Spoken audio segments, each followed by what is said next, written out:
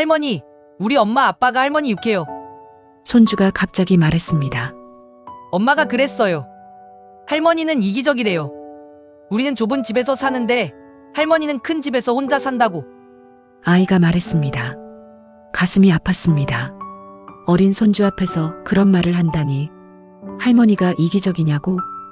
제가 조심스럽게 물었습니다. 오늘 아침 거울 앞에 섰습니다. 주름이 깊어진 얼굴을 보며 벌써 70이구나 생각했습니다. 엄마, 오늘 우리 집으로 오세요. 점심 같이 먹어요. 어젯밤 아들이 전화로 말했을 때 저는 그저 평범한 식사 자리인 줄만 알았습니다. 칠순이라고 해서 특별할 것도 없지 않습니까? 환갑도 조촐하게 넘겼는데 말입니다. 집을 나서며 손에 든 가방을 내려다봤습니다. 손주들 용돈이라도 줄까 싶어 봉투 3개를 챙겼습니다. 큰 손주는 고등학생, 둘째는 중학생, 막내는 초등학교 5학년입니다. 아이들 얼굴 생각만 해도 마음이 따뜻해집니다. 버스를 타고 아들네 집으로 가는 길, 창밖으로 펼쳐진 거리를 보았습니다.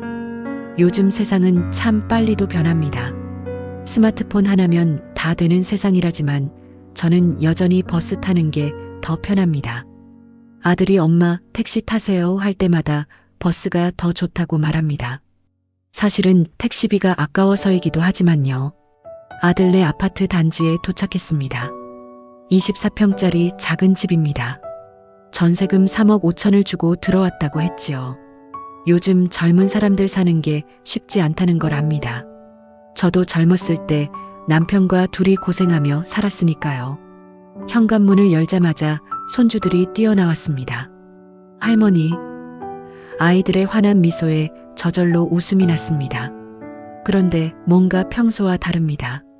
거실에 풍선이 매달려 있고 식탁에는 음식이 가득합니다. 어머님 오셨어요? 며느리가 앞치마를 두르고 나왔습니다. 결혼한 지 벌써 15년입니다. 나름 괜찮은 며느리라고 생각했습니다. 자주는 아니어도 명절엔 꼬박꼬박 찾아왔고 전화도 가끔 했으니까요. 이게 뭐야, 이렇게까지 안 해도 되는데. 제가 말하자 아들이 웃으며 다가왔습니다. 엄마, 오늘은 좀 특별해요. 칠순인데 그냥 넘길 순 없죠. 가슴이 뭉클했습니다. 애들이 이렇게 신경 쓸 줄은 몰랐습니다. 남편 없이 혼자 키운 아들이 이만큼 컸다는 게 새삼 대견스러웠습니다. 식탁에 앉았습니다. 갈비찜, 잡채, 전, 나물.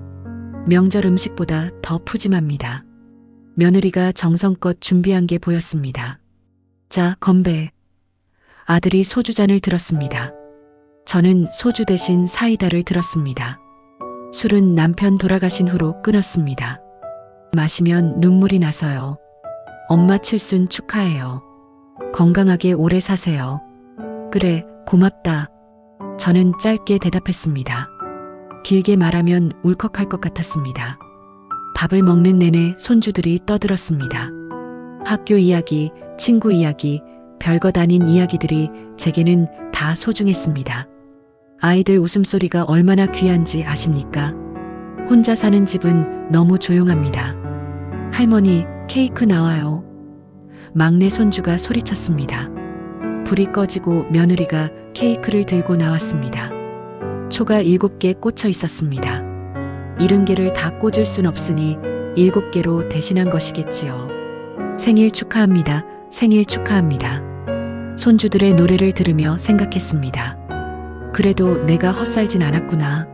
남편이 돌아가신 후 혼자 아들 키우고 시댁 식구들 뒷바라지하고 가게 일하며 악착같이 모았습니다. 그렇게 산 게 후회되지 않았습니다. 이 순간만큼은요. 엄마, 소원 빌고 초 불어요. 아들이 말했습니다. 저는 눈을 감았습니다. 건강하게 살다가 아프지 않고 가게 해주세요. 아들네 가정도 편안하게 해주시고요. 초를 끄자 손주들이 박수를 쳤습니다. 행복했습니다. 진짜로요. 케이크를 자르고 나눠주었습니다. 달콤한 생크림이 입안에서 녹았습니다. 요즘은 케이크도 비싸다던데 아이들이 신경 써줘서 고마웠습니다. 그런데 케이크를 다 먹을 무렵 분위기가 묘하게 바뀌었습니다. 아들이 며느리를 쳐다보고 며느리가 아들을 쳐다봤습니다. 마치 뭔가 신호를 주고받는 것 같았습니다. 애들아, 반가서 놀아. 며느리가 손주들에게 말했습니다. 엄마, 케이크 더 먹고 싶은데. 막내가 투정했습니다. 나중에 줄게. 얼른 가. 아이들이 방으로 들어가고 나니 거실에는 우리 셋만 남았습니다. 갑자기 정적이 흘렀습니다. 불편한 정적이었습니다. 아들이 자세를 고쳐 앉았습니다. 그 모습을 보는 순간 직감적으로 알았습니다. 뭔가 큰 얘기가 나올 것 같다고요. 엄마, 사실 오늘 할 말이 있어요. 아들의 목소리가 평소와 달랐습니다. 무겁고 진지했습니다. 저는 가슴이 두근거리기 시작했습니다. 좋은 얘기는 아닐 것 같았습니다. 뭔데? 제가 물었습니다. 며느리가 끼어들었습니다. 어머님, 저희가 요즘 좀 힘들어요. 왜? 무슨 일 있니? 저는 걱정스러운 마음에 물었습니다. 혹시 돈이 필요한가 싶었습니다. 얼마 있지는 않지만 아들이라면 도와줘야지요. 힘든 건 아니고요. 아들이 말을 이었습니다. 지금 이 집이 너무 좁아요. 고개를 끄덕였습니다. 맞는 말입니다. 24평에 5 식구가 살기엔 비좁습니다. 큰아이는 이제 고등학생인데 방도 따로 없습니다. 그래, 좁지. 조금만 더 참고 모아라. 요즘 집값이 얼마나 비싼데. 제가 위로하듯 말했습니다. 그게 어머님. 며느리가 제 눈을 똑바로 보며 말했습니다. 어머님, 이 집 혼자 쓰시기엔 너무 크지 않으세요? 그 순간 시간이 멈춘 것 같았습니다. 뭐라고? 저는 귀를 의심했습니다. 아들이 테이블에 놓인 손을 꼭 쥐며 말했습니다. 엄마 혼자 34평에 사시잖아요. 근데 저희는 5 식구가 24평에서. 머릿속이 하얘졌습니다. 설마 하는 생각이 들었습니다. 그러니까 우리가 무슨 말하는지 아시죠? 며느리가 조심스럽게 말을 이었습니다. 저는 대답할 수가 없었습니다. 아들이 마침내 입을 열었습니다. 엄마, 어차피 나중에 우리한테 올 집이잖아요. 지금 우리 쓰고 엄마는 좀 더 작은 집으로 옮기시면 어떨까 해서요. 천둥 같은 소리였습니다. 칠순 생일상 앞에서 제가 듣고 있는 게 뭡니까? 이게 무슨 소리냐? 제 목소리가 떨렸습니다. 며느리가 얼른 말했습니다. 어머님, 오해하지 마세요. 그냥 집을 빼앗자는 게 아니라 서로 바꿔서 사는 거예요. 어머님은 우리 집으로 오시고 저희가 어머님 집으로 가는 거죠. 24평으로 내가 들어가라고? 제가 물었습니다. 그것도 아니고요. 아들이 끼어들었습니다. 엄마 혼자 사시니까 더 작은 원룸이나 오피스텔도 괜찮잖아요. 그럼 저희가 어머님 집 팔아서 새 아파트 사고 엄마는 작은 집 전세 얻어드리고. 정신이 아득해졌습니다. 생일 케이크의 달콤함이 입안에서 쓴맛으로 변했습니다. 이 집은 내가 평생 모아 산 집이다. 저는 떨리는 목소리로 말했습니다. 남편이 돌아가시고 나서 저 혼자 20년을 일했습니다. 시장에서 반찬 가게를 했습니다. 새벽 4시에 일어나 시장에 가서 재료를 사고 하루 종일 서서 반찬을 팔았습니다. 무더운 여름에도 추운 겨울에도 쉬지 않았습니다.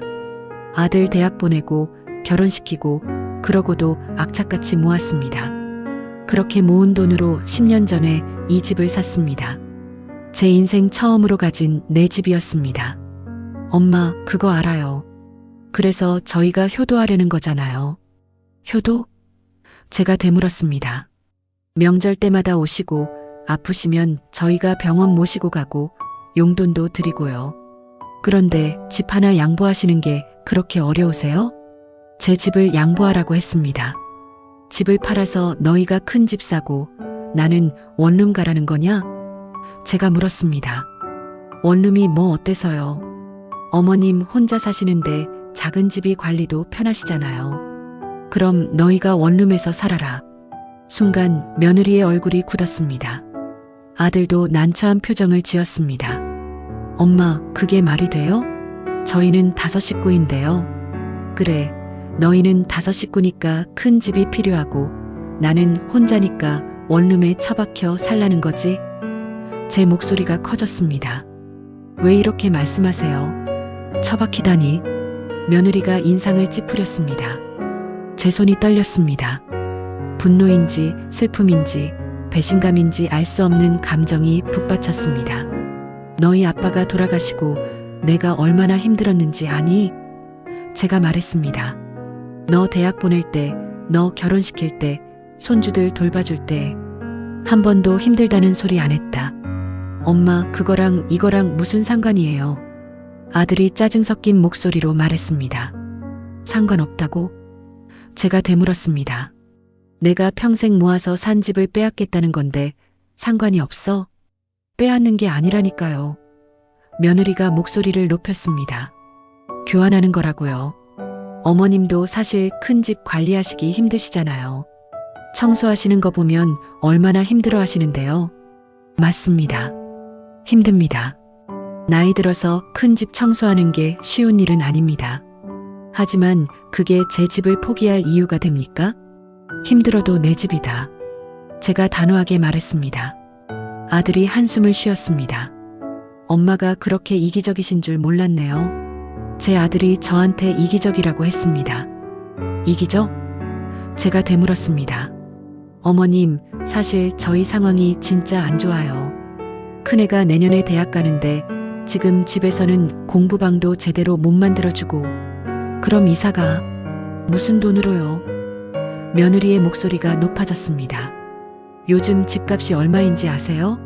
저희 형편에 어떻게 큰 집을 사요? 그건 너희가 알아서 할 일이지. 왜 내 집을 노리는 거냐? 엄마, 노린다는 게 무슨 말이에요? 저는 외아들이고 어차피 그 집은 제가 물려받을 거잖아요.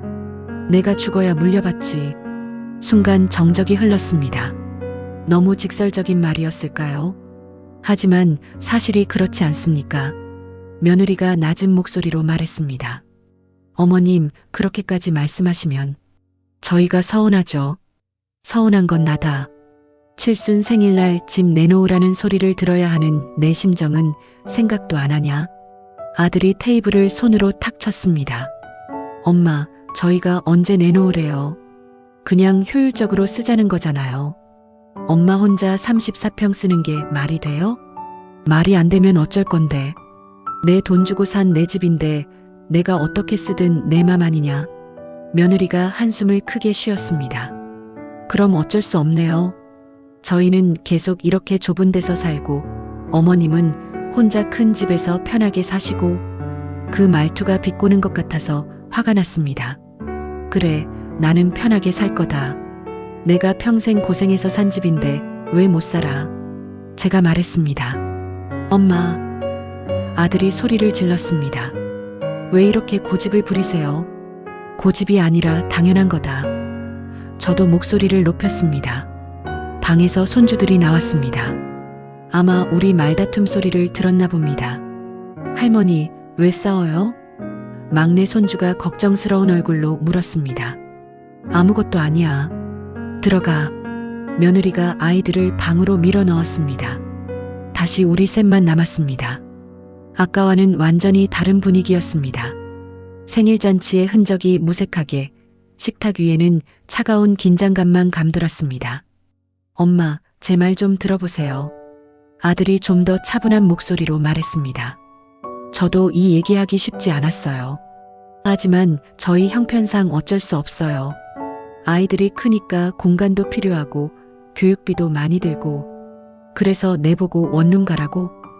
제가 되물었습니다. 원룸이 아니어도 돼요. 좀 작은 아파트로.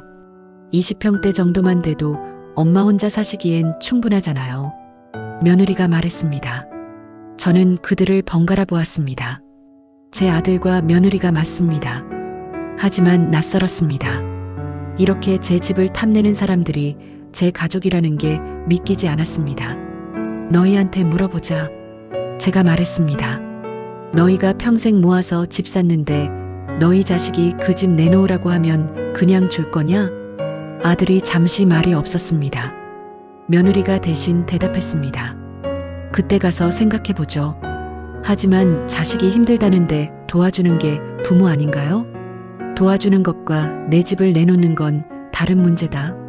제가 말했습니다. 며느리가 말끝을 흐렸습니다.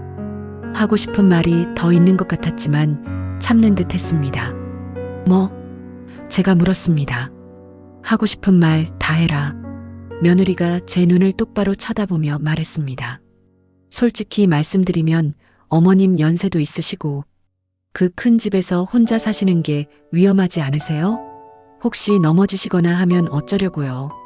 제 안전을 걱정하는 척하지만 사실은 제 집을 차지하고 싶은 속셈이 뻔히 보였습니다. 내가 알아서 한다. 제가 차갑게 말했습니다. 아들이 한숨을 쉬며 말했습니다. 엄마, 정말 이렇게 나오실 거예요? 우리 가족인데. 가족이면 이런 말을 해? 제가 되받아쳤습니다. 칠순 생일날 집 내놓으라는 게 가족이 할 짓이냐? 며느리가 비웃듯 말했습니다. 그럼 어머님은 손주들이 좁은 집에서 힘들어하는 게 보기 좋으세요? 제가 소리쳤습니다. 내가 손주들 안 이뻐하는 것처럼 말하지 마라. 내가 그 애들한테 얼마나 많이 해줬는데. 그래서 집까지 달라는 게 아니잖아요.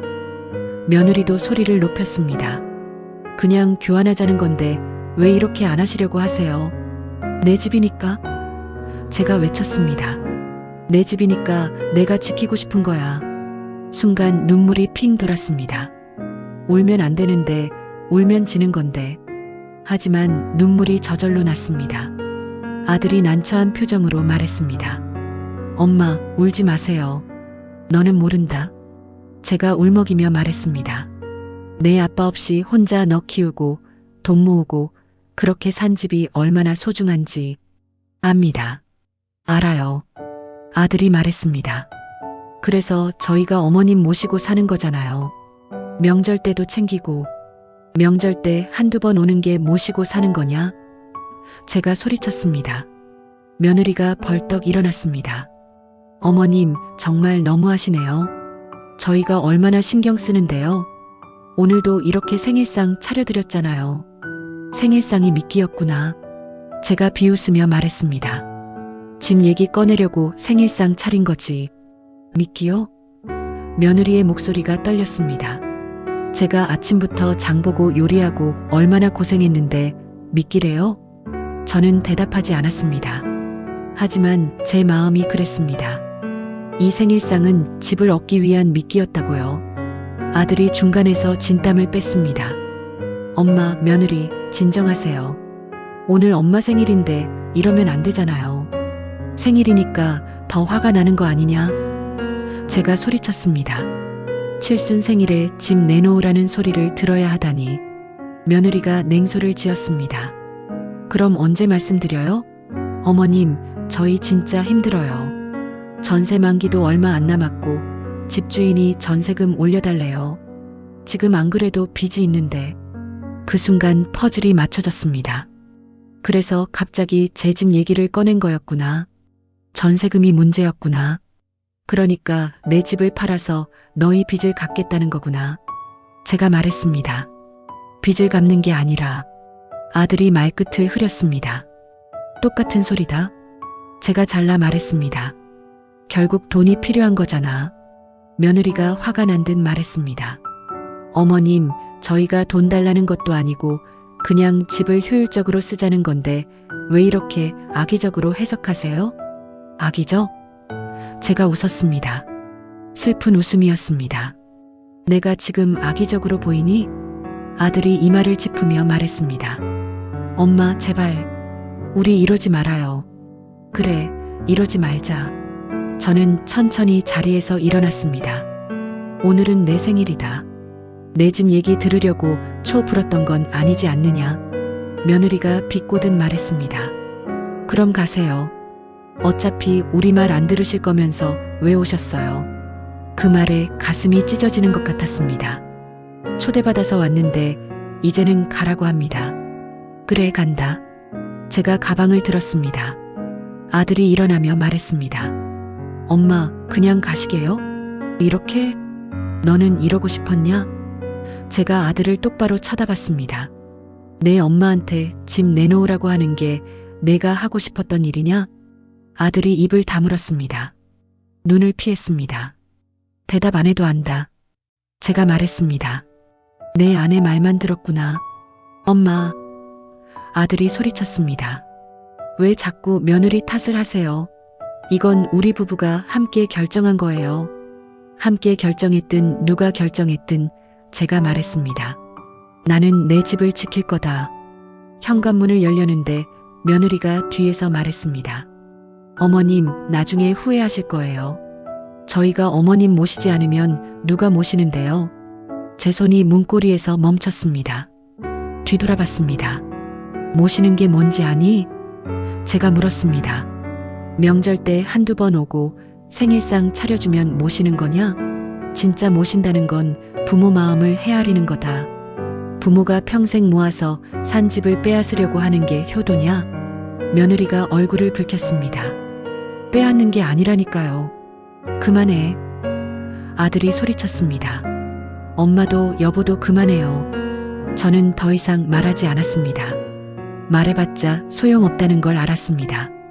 이미 그들의 마음은 제 집에 가 있었으니까요. 문을 열고 나왔습니다. 뒤에서 문이 쾅 닫히는 소리가 들렸습니다. 아들이 세게 닫은 건지 며느리가 닫은 건지 모르겠습니다. 중요하지 않았습니다. 엘리베이터를 기다리며 눈물을 닦았습니다. 칠순 생일에 우는 건 처음입니다. 아니, 남편 장례식 이후 처음 우는 것 같습니다.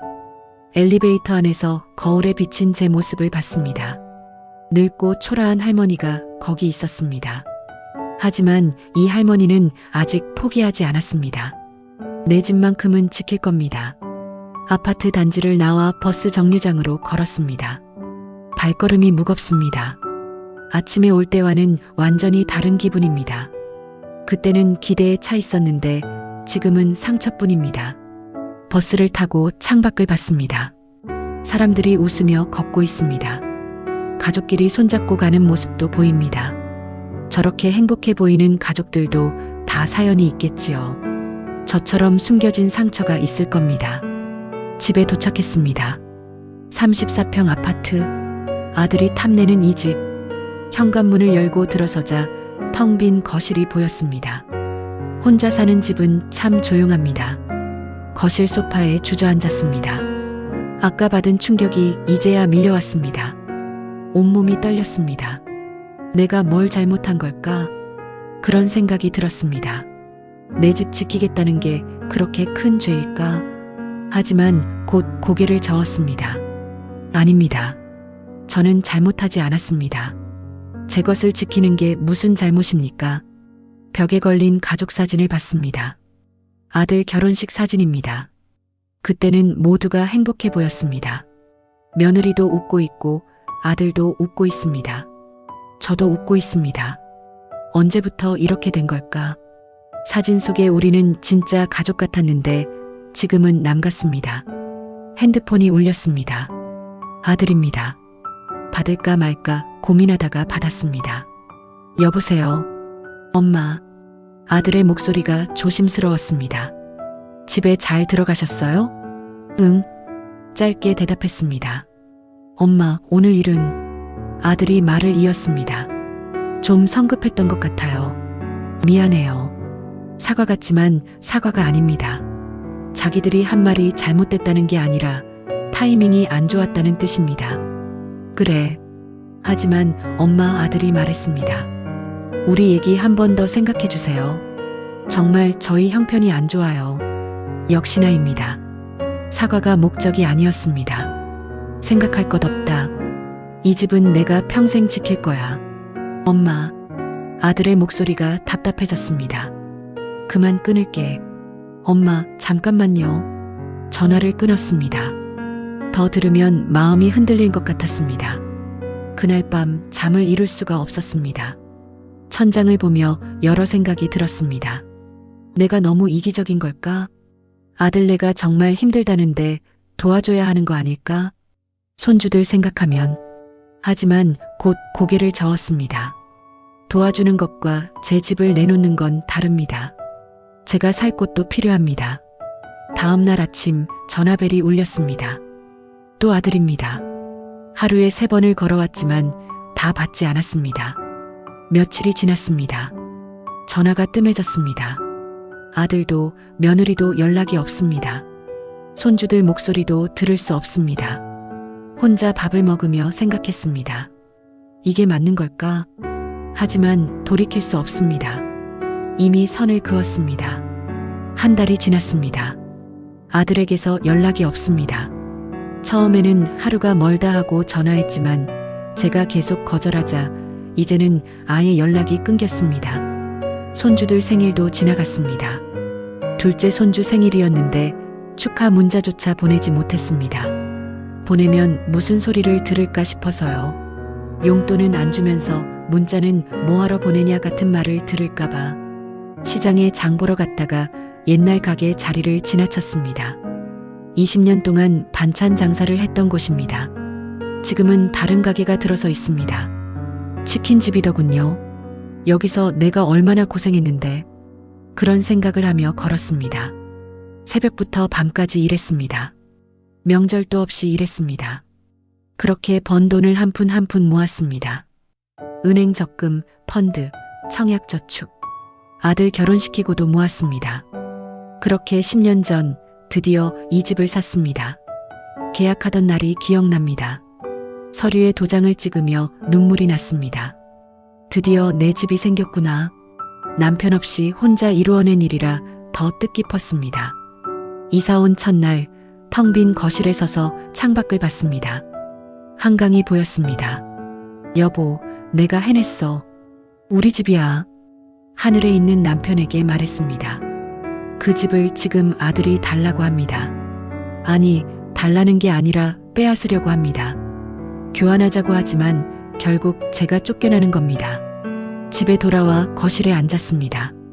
너무 조용합니다. 예전에는 이 조용함이 평화로웠는데 지금은 쓸쓸합니다. 핸드폰을 봤습니다. 카톡 알림이 하나도 없습니다.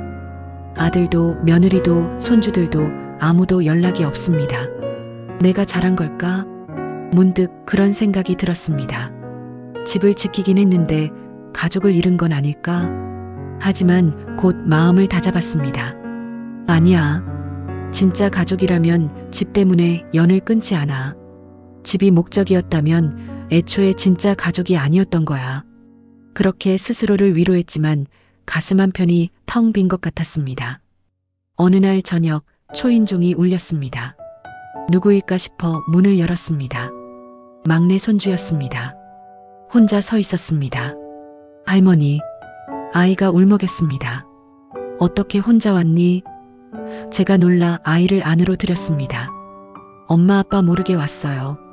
손주가 말했습니다. 할머니 보고 싶어서. 가슴이 뭉클했습니다. 이 어린아이가 할머니 보고 싶어서 혼자 찾아왔다니. 밥은 먹었니?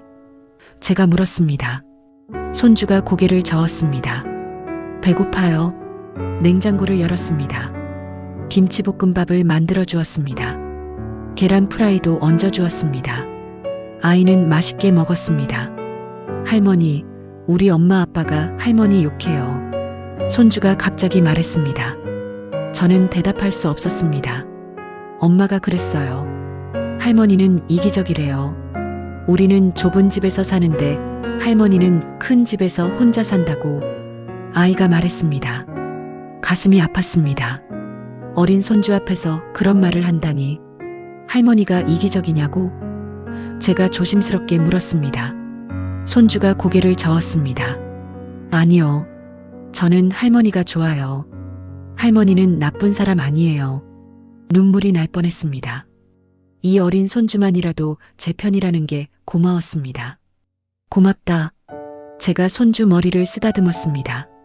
할머니, 우리 집 줄 거예요? 손주가 물었습니다. 순간 말문이 막혔습니다. 뭐라고 대답해야 할까요? 할머니도 살 곳이 필요하단다. 제가 조심스럽게 말했습니다. 그럼 우리 같이 살면 안 돼요? 손주가 물었습니다. 할머니 혼자 사니까 무섭잖아요. 순진한 아이의 말에 웃음이 나왔습니다. 그래, 같이 살면 좋겠지. 하지만 어른들 사정이 있단다. 손주를 집에 데려다 주었습니다. 현관 앞에서 아들 부부가 나왔습니다. 어떻게 혼자 나왔어? 며느리가 소리쳤습니다. 할머니 보고 싶어서. 손주가 말했습니다. 며느리가 저를 쏘아봤습니다. 어머님, 아이를 꼬드기시면 안 되죠. 꼬드긴 게 아니라 혼자 찾아왔다. 제가 말했습니다. 그래도 며느리가 말끝을 흐렸습니다. 아들이 조용히 말했습니다. 엄마, 들어가세요. 그래, 할머니. 손주가 뒤에서 불렀습니다. 또 올게요. 그래. 하지만 다시 올 수 있을지 모르겠습니다. 집으로 돌아오는 길 눈물이 났습니다. 손주라도 제 편이라는 게 위로가 되면서도 동시에 더 슬펐습니다. 그날 밤 잠들기 전에 생각했습니다. 나는 집을 지켰다. 하지만 무엇을 잃었나? 가족과의 관계를 잃었습니다. 아들과의 대화를 잃었습니다. 손주들의 웃음소리를 잃었습니다. 그래도 후회하지 않는다.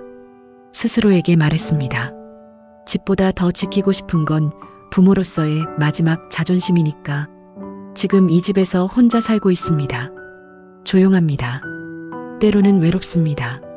하지만 이것은 제 집입니다. 제가 평생 일해서 산 집입니다.